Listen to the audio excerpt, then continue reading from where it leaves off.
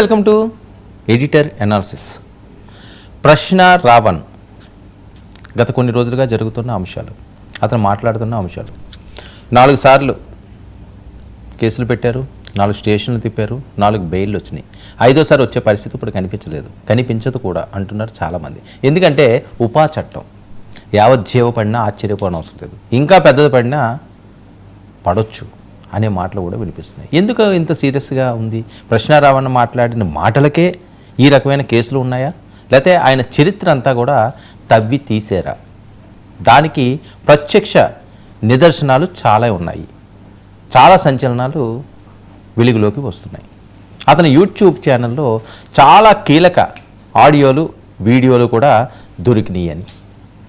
మరి ఇవన్నీ కూడా పోలీసుల చేతికి చిక్కితే, వాళ్ళు దాన్ని బయట పెడితే, ఈ ఆధారాలన్నీ తీసుకెళ్ళి కోర్టు ముందు ఉంచితే ప్రశ్న రావణ్ పరిస్థితి ఏంటి? అసలు ఎందుకు ఈ రకంగా ఈయన మాట్లాడుతున్నాడు? ఇందులో ఎలాంటి ఇన్సైడ్ ఉంది?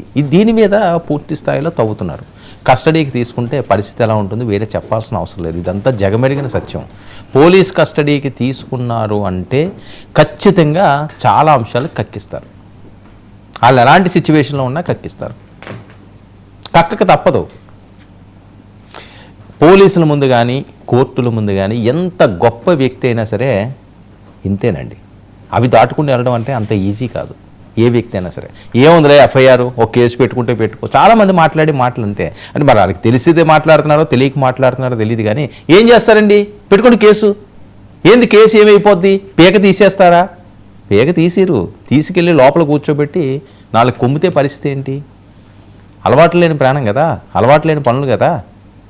నలుగురిలోని స్వేచ్ఛగా ఒక విహంగంలా విహరించిన వాళ్ళందరూ కూడా చీకటి రూములో 4 గదుల్లో పెట్టి వాళ్ళ టైంకి ఏదో అంత భోజనం పెడితే అదేం బతుకది?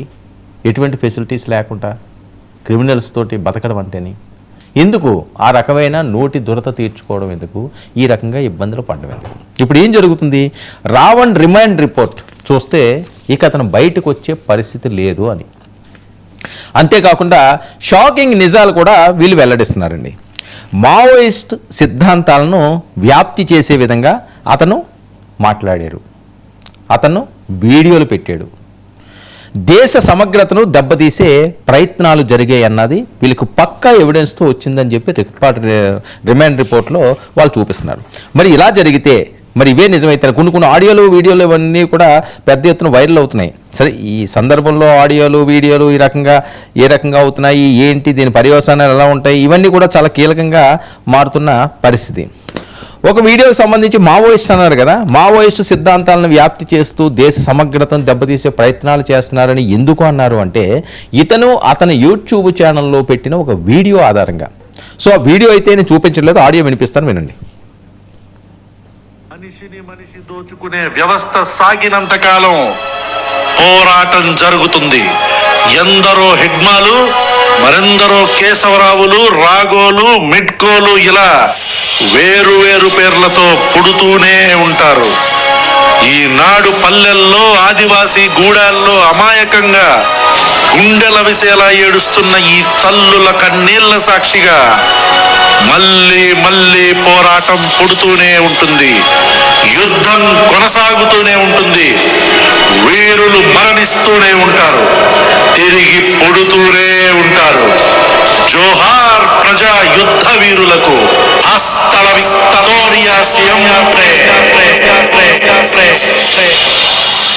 ఇదండి. సో ఇవన్నీ కూడా ఇప్పుడు వీళ్ళు తీస్తున్నారు, హిడ్మాల్ని వీళ్ళని వాళ్ళ గురించి మాట్లాడడం, వీరుల్ని కొనియాడుతుండడం.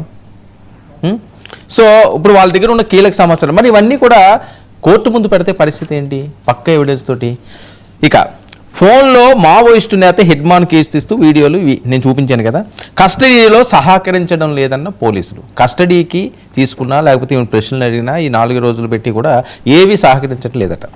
22 ప్రశ్నలు అడిగితే ఒక్కదానికి కూడా సమాధానం చెప్పలేదటండి. 22 ప్రశ్నలు అడిగారట ఇతన్ని, ఒక్కదానికి కూడా ఇతను సమాధానం చెప్పలేదట. మరి ఏలూరు దళిత క్రిస్టియన్ సభలో కులాల మధ్య చిచ్చు పెట్టేలా ప్రసంగం చేశారని రిపోర్ట్లో పేర్కొన్న పోలీసులు. ఇతనికి ఎక్కడి నుంచి వచ్చిందంటే బ్యాడ్ టైము ఆ ఏలూరు కాదు, గుంటూరు దగ్గర అనుకుంటాను అది. సో అక్కడికి వెళ్ళి ఈయన ఏదైతే ప్రసంగించాడో అక్కడి నుంచి ఇతనికి డౌన్ఫాల్ స్టార్ట్ అయింది, బ్యాడ్ టైం మొదలైపోయింది. ఆ రోజు ఇప్పుడు అక్కడ చూస్తున్న విజువల్ ఉన్నది కదా, అక్కడ ప్రసంగించినవే. సో మాట్లాడలేనివి, చెప్పలేనివి, వినిపించలేనివి మాట్లాడి ఇవన్నీ కొని తెచ్చుకున్నాడు. సో మాట్లాడొచ్చు, మీకు నచ్చకపోతే వ్యక్తి గురించి మాట్లాడండి. మీకు ఒక మనిషి నచ్చలేదు, అతని గురించి మాట్లాడండి. అతని కుటుంబాన్ని తీసుకురావద్దు. దాన్ని లేకపోతే ఆ నెట్వర్క్ని అంతని తీసుకోవచ్చు. ఒక పార్టీ మీద ఎవరైనా మాట్లాడారనుకోండి, వ్యక్తిగతంగా మీకు ఆ మనిషి నచ్చకపోతే ఆ నాయకుడిని అతను విమర్శించండి. అతను తప్పులు చేశాడని, ఇంకోటి చేశాడు, ఇంకోటి. వాళ్ళ కుటుంబం ఏం చేసింది, ఆ పార్టీ ఏం చేసింది? ఎవరినన్నా సరే, వైసీపీ అవ్వచ్చు, టీడీపీ అవ్వచ్చు, జనసేన అవ్వచ్చు, లేకపోతే ఇంకో పార్టీ అవ్వచ్చు, ఇంకో పార్టీ అవ్వచ్చు, ఎవరినన్నా సరే వ్యవస్థల మీద, సమాజం మీద మన కక్ష పెంచుకోకూడదు. మనకేదో 4 మాటలు వచ్చినాయి కదా అని చెప్పి బిర్రవేయకూడదు. దాని పర్యవసానాలు ఎటువైపోయినా ఎవరినన్నా టర్న్ చేస్తాయి. అసలు ప్రశ్నారావుని అనుకుని ఉంటాడా ఈ రకంగా ఇబ్బందులు పడతాను అని? ఉపా చట్టం పెట్టించుకుంటానని అనుకున్నాడా? రాజద్రోహం కేసులో ఇరుక్కుంటానని అనుకున్నాడా? చూడండి, అదిగో రిమాండ్ రిపోర్ట్లో ఎన్ని సెక్షన్లు ఉన్నాయి, చదవలేము అవి, అన్ని సెక్షన్లు పెట్టారు. సరే, ఇవన్నీ కోర్టులో నిలబడతాయా, నిలబడమా అనడానికి మళ్ళీ వాళ్ళు సాక్ష్యాలు చూపిస్తున్నారు. ఇదిగో ఇందాక నేను వినిపించాను కదా ఒక వాయిస్, ఇలాంటివి కుప్పలు ఉన్నాయి ఇందులోని. ఇక రావణ్కు ప్రకాష్ రాజ్కి సంబంధం ఏంటి? ఇదిగో ఈయన ఇలాగనగానే ఆయన వస్తున్నాడు, ఆయన వచ్చి ఆయన మాట్లాడతాడు. మరి ఆయన సేవ్ చేస్తున్నాడో తెలియట్లేదు, ఇంకా లోపలికి తోస్తున్నాడో తెలియట్లేదు. ఎందుకంటే ఏదైతే ఒక అంశం మీద వాళ్ళు తిరుగుబాటు చేస్తున్నారో, వాళ్ళు అతన్ని వద్దనుకుంటున్నారో, అతని మీద నిరసనలు చేస్తున్నారో, ఆందోళనలు చేస్తున్నారో, ఆ వ్యక్తికి ఎవరు సపోర్ట్ అయినా వాళ్ళ మీదకి అటాక్ అవుతుంది, మళ్ళీ వాళ్ళ మీదకి వెళ్ళి పడతారు. ఇప్పుడు జరుగుతున్నది అదే. ఇప్పుడు ప్రకాష్ రాజు మాట్లాడడం వల్ల ఇదేమవుతుంది, రావణ్కి ఎంతవరకు మంచి అవుతుందో తెలియదు, కానీ జనసేనలో నెగిటివ్ వస్తుంది, మళ్ళీ ఆగ్రహాలు రగులుతున్నాయి. ఈయన మీద మళ్ళీ వీడియోలు పడుతున్నారు, ఆయన ఏకపడేస్తున్నారు. ఇదంతా ఎక్కడ అవుతున్నది? జైల్లో కూర్చున్నవాడికి ఎఫెక్ట్ అవుతున్నది. బయట కూర్చుని ఏమున్నది, ఎన్నన్నా మాట్లాడవచ్చు, ఎన్నన్నా మనం వీడియోలు పెట్టుకోవచ్చు. మనం ఆ రకంగా మాట్లాడతామా? ఆ రకంగా వీడియోలు పెడతామా? ప్రకాష్ రాజు గారు ఎప్పుడైనా ఆ రకంగా వీడియోలు పెట్టారా? ఆ రకంగా మాట్లాడారా? ఎవరో మాట్లాడరు, ఎవరో పెట్టరు. మరి ఎందుకు అతనికి ఆ రోజు ఏమైందో, ఏమనుకున్నాడో, ఏం చేద్దాం అనుకున్నాడో, అందులోని కోసవేటి దూరంలో ఉంటారు వీళ్ళందరూని, ముఖ్యమంత్రి గారు, ఉప ముఖ్యమంత్రి గారు, వీళ్ళందరూ. అలాంటి ప్రాంతానికి వెళ్ళి మరి హీరోయిజం చూపించాలనుకున్నారో లేకపోతే ఇంకోటి అనుకున్నారో చూడండి, ఆయన భావభావాలు అవంతా కూడా ఎలా ఉంది. అదేదో వాళ్ళు సభ, వాళ్ళ అభివృద్ధి కోసం, లేకపోతే వాళ్ళు ఏదో పార్టీ పెట్టుకునో, జేబీఎం పార్టీ అనుకుంటాను, దానికి సంబంధించి విధి విధానాలు ఇవన్నీ ప్రకటించుకోవచ్చు. వాళ్ళకి రాజకీయంగా ఎదుగుదల కోరుకోవచ్చు. దానికి ఇలా ఇది కాదే, ఆ హావభావాలు ఇవి కాదే, అక్కడ ప్రస్తావించిన అంశాలు ఇవి కాదే, మాట్లాడవలసినవి ఇవి కాదే. నేను చెప్తాను కదా, టైం బాగోపోతే ఒక్క వీడియో చాలు మనిషిని ఇబ్బంది పెట్టడానికి. ఇక వరుస వీడియోలు, ట్వీట్లు ఆయన ఎందుకు చేస్తున్నాడని ప్రకాష్ రాజ్ మీద అటాక్ మోడ్కి దిగారు. ఇక యూట్యూబ్ నుంచి కొన్ని వీడియోలు ఎందుకు తొలగించారు? యూట్యూబ్ నుంచి ప్రశ్న రావుంది యూట్యూబ్ ఉంది కదా, ఆ యూట్యూబ్ నుంచి చాలా వీడియోలు తొలగించారటండి. ఆ వీడియోలు ఎందుకు తొలగించారు? సో అందులో చాలా కీలకమైన కంటెంట్ ఉంది అని. ఒకవేళ తొలగించినా ఆల్రెడీ వీళ్ళు అన్నీ డౌన్లోడ్ చేసుకుని ఉంచారట. ఏవైతే వీడియోలు అనుమానాస్పదంగా ఉన్నాయో, ఏవైతే రెచ్చగొట్టే విధంగా ఉన్నాయో, ఏవైతే కొన్ని అంశాలు ఉన్నాయో, ఆ డేటా అంతా తీసుకుంటే అక్కడ పెట్టారు, రెడీగా ఉన్నాయి అవి. దాన్ని ఏమి డిలీట్ చేసినా, ఏం చేసినా అవి పోయే పరిస్థితి లేదు. ఇప్పుడు రాజు తలుచుకుంటే ఏదో దెబ్బలకు కరువు ఏంటి అంటుంటారు జనరల్గా, ఎక్కువగా సామెతలు. పోలీసులు, ప్రభుత్వం తలుచుకుంటే ఏది రాదు, కొండ మీద కోతన్నా దిగి వస్తుంది. ఎక్కడ కూర్చోమంటే అక్కడ కూర్చుంటుంది, ఎక్కడ ఆడమంటే అక్కడ ఆడుతుంది. పవర్ అలాంటిది, పవర్ అలాంటిది. ఇక యూట్యూబ్ నుంచి కొన్ని వీడియోలు ఎందుకు తొలగించారు? తప్పు చేయకపోతే వీడియోలు ఎందుకు డిలీట్ చేశారు? ఇది ఒక ప్రశ్న. మరి ఆ ప్రశ్నలో ఉన్నవి ఈయన కక్ష సాధింపు మీద చేస్తున్నారు, లేదా కక్ష సాధింపు చర్యల్లో భాగంగా చేస్తున్నారు అన్నారు, కరెక్టే. నిజంగా అదే జైలులో ఉండే ఎందుకు కొన్ని వీడియోలు తీశారు? ఎవరు తీశారు? ఈయన లేడే తీయడానికి, వాళ్ళ టీం ఎందుకు తీసింది? నిజంగా తీసిందా లేకపోతే జరుగుతున్న ప్రచారమా? అది నేను చూడలేదు, ఏ వీడియోలు తీశారు ఏంటంటే జరుగుతున్న ప్రచారం మాత్రం నేను చెప్తున్నాను. పోలీసులు కూడా అదే నిర్ధారిస్తున్నారట.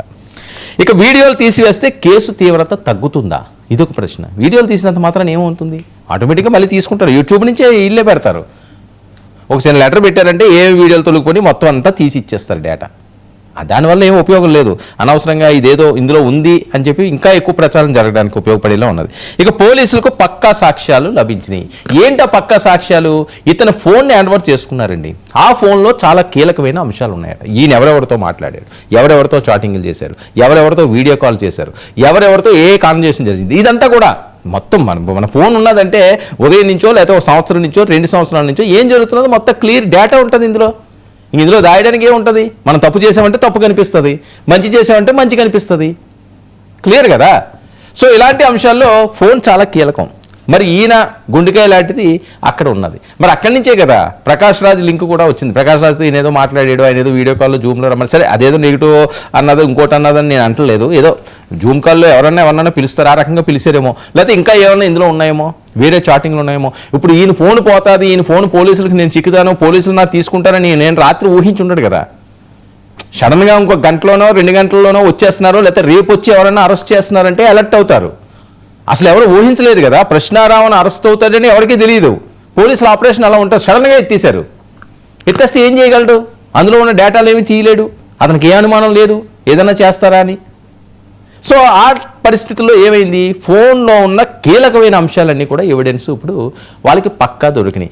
ఇవన్నీ దొరికినాయి కాబట్టి ఇవి అంతా క్రోడీకరించుకున్నారు కాబట్టి మొదటి 4 స్టేషన్లు బెయిలబుల్ అయినాయి.